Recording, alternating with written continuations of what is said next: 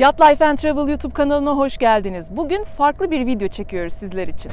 11 Kasım'da yani tam 3 gün sonra Bosphorus Boat Show başlayacak ve Boat Show öncesi Greenline 39 hibrit modelinin üzerinden sizleri selamlıyorum. Bugün Boat Show için Kalamış Marina'dan Pendik Marina'ya bu hibrit 39 modelini uğurlayacağız ve bu hikayeye tanıklık edeceğiz. Modelin incelemesini ve farklı modellerin incelemesini, aynı zamanda Greenline'ın hibrit teknolojisini daha sonra Bosphorus Boat Show'da sizler için ele alacağız.